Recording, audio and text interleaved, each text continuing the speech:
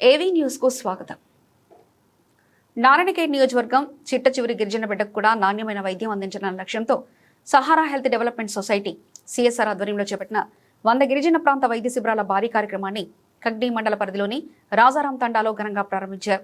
ఈ కార్యక్రమానికి గౌరవ నారాయణఖేడ్ శాసనసభ్యులు డాక్టర్ పట్లోల సంజీవరెడ్డి గారు, నారాయణఖేడ్ సబ్ కలెక్టర్ శ్రీమతి ఉమాహారతి గారు ముఖ్య అతిథులుగా హాజరై జ్యోతి ప్రజ్వలన చేసి శిబిరాన్ని ప్రారంభించారు. ఈ సందర్భంగా ఎమ్మెల్యే మాట్లాడుతూ ఈ కార్యక్రమంలో సహారా హెల్త్ డెవలప్మెంట్ సొసైటీ ప్రతినిధులు, డాక్టర్ శంకర్, మండల అధికారులు, స్థానిక ప్రజాప్రతినిధులు మరియు రాజారాం తండా గ్రామస్తులు పెద్ద సంఖ్యలో పాల్గొన్నారు.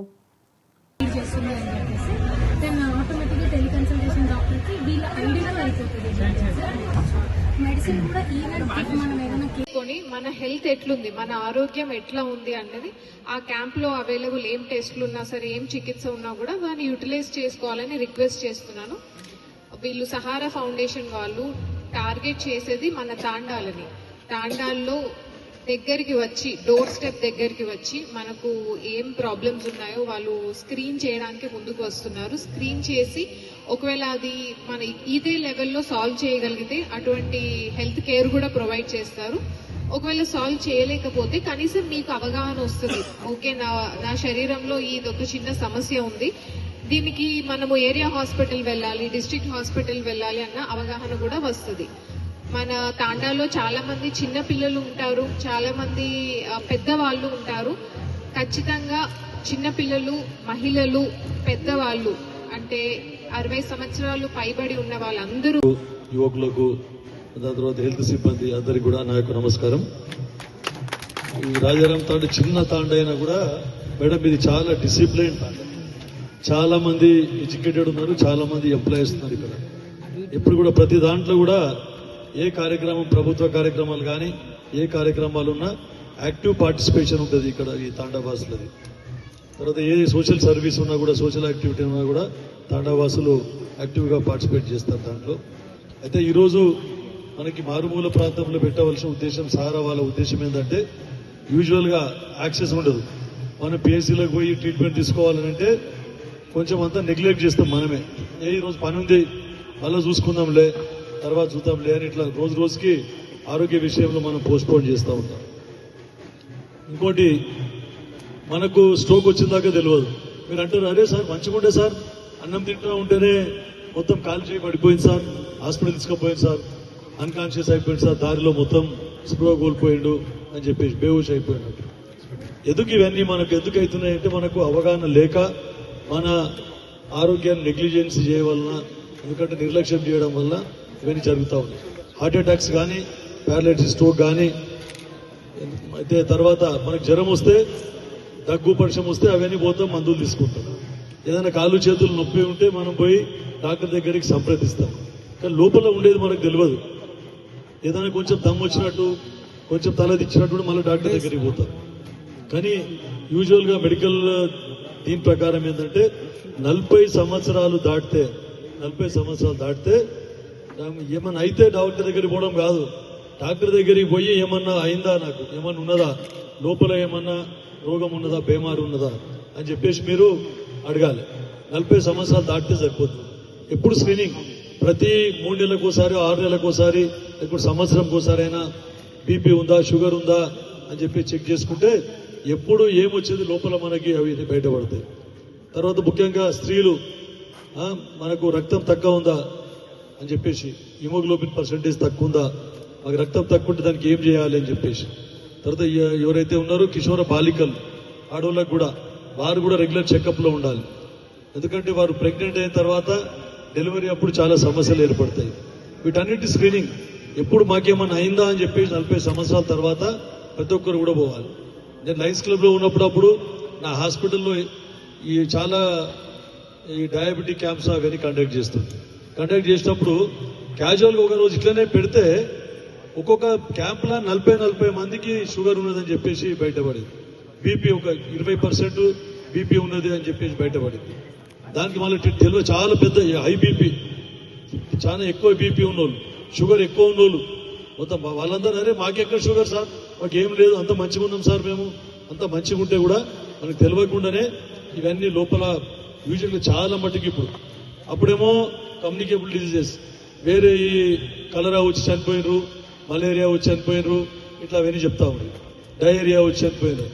ఇప్పుడు అట్లా అవన్నీ చెప్తలేరు. ఇప్పుడు సార్ బీపీ షుగర్ వచ్చింది సార్ అని చెప్తున్నారు. అందరికి ఎవరికైనా తీసుకుంటే ముఖ్యంగా మన భారతదేశంలో బీపీ షుగర్ అనేది చాలా పెరిగిపోతా ఉన్నది. ఎందుకంటే వెస్టర్న్ కల్చర్ వస్తుంది మనకు.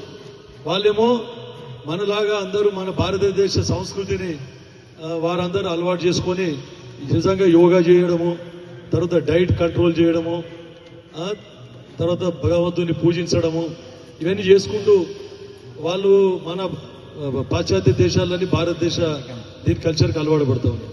మనమేమో రోజు ఫాస్ట్ ఫుడ్లని, రోజు ఆల్కహాల్ కన్సంప్షన్ అని, నాన్ వెజ్ తినడం అని చెప్పేసి అసలు ఎక్సర్సైజ్ లేకుండా.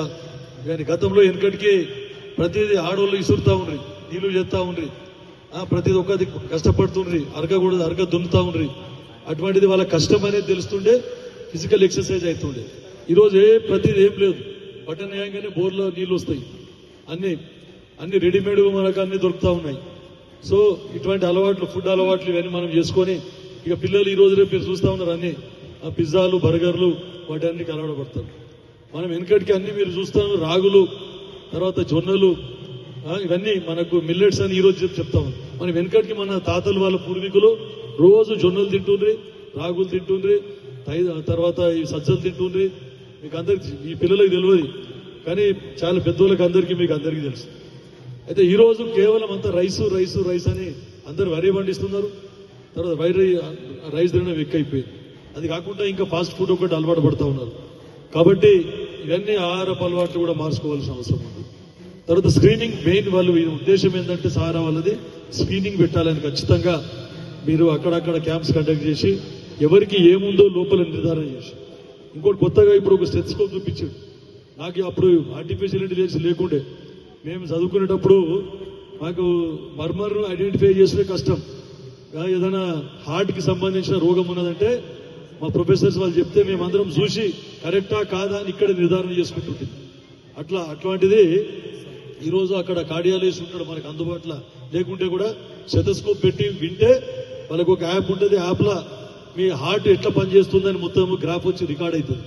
ఏదైనా డిఫెక్ట్ ఉంటే ఇమీడియట్ గా వాళ్ళకి చెప్పేసి వాళ్ళ ఒపీనియన్ తీసుకొని మీకు ఏం మందులు వాడాలి, లేదంటే ఫర్దర్ వాళ్ళ మీకు హాస్పిటల్ తీసుకొని పోయి ఇంకా ఇన్వెస్టిగేషన్స్, ఇంకా పరీక్షలు చేయాలనా అని చెప్పేసి వాళ్ళు నిర్ధారణ చేసి మీకు అందరికీ అక్కడ తీసుకొని పోయి ఫ్రీగా ఆ టెస్టులు ఫ్రీగా లేకుండా కూడా కొన్ని నామినల్ లేవో తక్కువ డబ్బులకు అట్లా మీకు అందరికీ వీళ్ళు రెఫర్ చేస్తే తక్కువ ఖర్చుతోనే అక్కడ మీకు మిగిలిన పరీక్షలు అయిపోతాయి. ట్రీట్మెంట్ కూడా ఫ్రీగా ఇవ్వడం జరుగుతుంది. కానీ ఏమో చేసిండ్రు, పుట్టి చూసిండ్రు, 4 గోళీలు ఇచ్చిండ్రు, దాంతో ఏం లాభము అని ఇట్లా అనుకోకండి మీరు. ఎందుకంటే ఇది చాలా ఇంపార్టెంట్. ఇవన్నీ చూసుకుంటే వాళ్ళు బీపీ షుగర్ వస్తే దానికి సంబంధించిన మందులు ఇస్తారు, మళ్ళీ ఫర్దర్ పరీక్షలు చేయిస్తారు. ఇప్పుడు మీకు అందరికీ కూడా మన ప్రభుత్వం కూడా ఈ రేవంత్ రెడ్డి గారి ప్రభుత్వం, కాంగ్రెస్ ప్రభుత్వం ఏర్పడిన తర్వాత ఎక్కడ మందుల కొరత లేకుండా చూస్తా ఉన్నారు. తర్వాత ఎంతో మంది కొత్త డాక్టర్లను అపాయింట్ చేస్తారు. చాలా ఖాళీలు ఉండే, డాక్టర్ల ఖాళీలు కానీ, సిస్టర్ల ఖాళీలు కానీ, పారామెడికల్ అన్ని చాలా ఖాళీలు ఉన్నాయి. టీచర్లు కూడా ఖాళీలు ఉన్నాయి, స్కూల్లో చదువు చెప్పని. అన్ని కూడా మనం ముఖ్యంగా అందరికీ ఉద్యోగాలు ఇవ్వాలనే ఉద్దేశంతో ఇవన్నీ కూడా ఈ ప్రభుత్వం వచ్చిన తర్వాత ఖర్చు ఎంతో అప్పుల పాలైనా కూడా ఇవన్నీ ముఖ్యంగా మనకు విద్య, ఆరోగ్యం చాలా ఇంపార్టెంట్ అని దానికి ప్రయారిటీ ఇచ్చి ప్రభుత్వం కూడా ముందుకు పోతా ఉన్నది. దాంతో పాటు ఇటువంటి ఏవైతే ఎన్జిఓస్ ఉన్నాయో వాళ్ళందరికీ కూడా మేము ఉపయోగం చేసుకోవాలి. తర్వాత పిఎస్సీలు ఉన్నాయి, వాటిని ఉపయోగించుకోవాలి. తర్వాత నారాయణఖేడ్ ఏరియా హాస్పిటల్ ఉంది, దాన్ని సంగారెడ్డి మెడికల్ కాలేజ్ అయింది, దాన్ని ఉపయోగించుకోవాలి. మీరు ప్రైవేట్ హాస్పిటల్స్ అయినంత మట్టుకు మీరు ఆశించవలసిన అవసరం లేదు. అన్ని ఫెసిలిటీస్ మీకు జిల్లా ఆసుపత్రిలో, మెడికల్ కాలేజ్ ఆసుపత్రిలో అన్ని దొరుకుతాయి. సబ్ సెంటర్లు కూడా మళ్ళీ పల్లె దవాఖానాలు కూడా పెట్టడం జరిగింది. సబ్ సెంటర్ అడిగిన నాకు, కానీ నామ్స్ ప్రకారము ఇక్కడ ఇంటిగ్రేటెడ్ స్కూల్ దగ్గర ఒకటి వాసర్ల పిఎస్సి కూడా పెట్టడం జరిగింది, కంటి సిఎస్సి పెట్టడం జరిగింది. కంటి ఎట్లా 15 కిలోమీటర్ డిస్టెన్స్ ఉంది, సిఎస్సి ఖచ్చితంగా వస్తుంది. తర్వాత అక్కడ స్కూల్ ఉంది కాబట్టి ప్రయారిటీ బేసిస్ మీద తాండాలు ఎక్కువ ఉన్నాయి కాబట్టి అక్కడ కూడా మీకు పిఎస్సి వస్తుంది. వాసర్ దగ్గర సబ్ సెంటర్ రాజారాం తాండాలో పెట్టాం, దాన్ని కూడా మనం తీసుకునే ప్రయత్నం చేద్దాం. నామ్స్ లో ఫిట్ అయితే లేదు అది, లేకుంటే ఎప్పుడో వస్తుండే.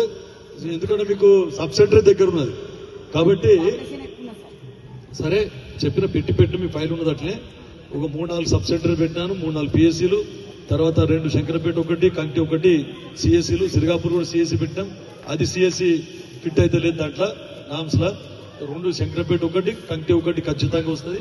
ఇక ఈ సబ్ సెంటర్లు అంటే ఏంటంటే మనం తీసుకుందాం నామ్స్ ప్రకారం. అవి దాని గురించి మీరు ఏం బెంగ పెట్టుకోవాల్సిన అవసరం లేదు. ఖచ్చితంగా మన హెల్త్ మినిస్టర్ మనోడే ఉన్నాడు. ఒకటి ఖచ్చితంగా కంప్లీట్ చేస్తాం. మొన్ననే చెప్పారు అవన్నీ మనం చాలా రోజులైంది పెండింగ్ వర్క్స్ అన్ని చేసుకుందామని చెప్పి మంత్రి గారు చెప్పడం జరిగింది. త్వరలో మీకు అయితే కూడా చెప్తా ఉన్నా. తర్వాత అక్కడ పోచమ్మ టెంపుల్ దగ్గర ఒకటి ఆడ పెట్టినాం, అది పిఎస్సి, అది కూడా కంప్లీట్ అవుతుంది. అయితే మీకు చెప్పేది ఏంటంటే ఇప్పుడు నేను చూస్తున్నా సార్ అర్జెంట్ పోయినాం సార్, అర్చన హాస్పిటల్లోనో మైత్రి హాస్పిటల్లోనో ఎక్కడో దగ్గర మేము జాయిన్ అయ్యాం సార్, రోజు ₹1,00,000 అవుతున్నాయి సార్, ఏం చేయాలి సార్, కొంచెం తక్కువ చెప్పండి సార్, లేకుంటే నిమ్స్లో సీట్ ఉందో చెప్పండి సార్, బెడ్ ఉంటే ఆడికి పోతాం సార్ అని చెప్పి అంతా అయిపోయిన తర్వాత ఇక్కడ షరీక్ అయ్యి ఒక 5 లక్షలు మొత్తం ఇక్కడ బిల్ అయినాక అప్పుడు గవర్నమెంట్ హాస్పిటల్ మీకు గుర్తొస్తుంది. అందుకని ఫస్టే మీరు పోయి గవర్నమెంట్ హాస్పిటల్లో ఏ ట్రీట్మెంట్ అందుబాటులో ఉన్నదో దానికి పోయి దాన్ని ఉపయోగించుకొని తర్వాత లేదంటే అప్పుడు నిమ్స్కు పోయి ఆ గవర్నమెంట్ హాస్పిటల్లో కూడా మనకు ఆ ట్రీట్మెంట్ దొరకకపోతే అప్పుడు ప్రైవేట్ హాస్పిటల్స్ మీరు పోవాలి. కానీ ఫస్ట్ డైరెక్టే లేకుంటే ఏం చేస్తుంది ఇక్కడ ఆర్ఎంపీ డాక్టర్లు వాళ్ళ కమిషన్ల గురించి ఈ రోజు రేపు మొత్తం మెడికల్ ఫీల్డే కమర్షియల్ అయిపోయింది. మాకు వస్తే 30% ఇస్తారు, ఒక పేషెంట్ రిఫర్ చేస్తే పెద్ద హాస్పిటల్ 30% వీళ్ళు ఆర్ఎంపీలకు ఇస్తారు. అది వాళ్ళు సంపాదించిన దానికంటే ఎక్కువ అవుతుంది. కాబట్టి వాళ్ళు ఏం చేస్తున్నారు, ఈ ఫలానా హాస్పిటల్ దానికి దీనికి అని చెప్తా ఉన్నారు. కాబట్టి అట్లా చేయకుండా ఎవరికైనా డాక్టర్స్ మీ కుటుంబంలో కానీ ఎవరైనా డాక్టర్స్ తెలుసుకొని ఫస్ట్ గవర్నమెంట్ హాస్పిటల్కి ప్రయారిటీ ఇవ్వండి. ఫస్ట్ గవర్నమెంట్ హాస్పిటల్ ఇప్పుడు 90% ఎక్విప్మెంట్ 90% అన్ని కూడా మనకు అందుబాటులో ఉంది. వైద్యం ఏదైనా ఒకటి స్పెషల్ కేర్ అవసరం ఉంటే లేకపోవచ్చు.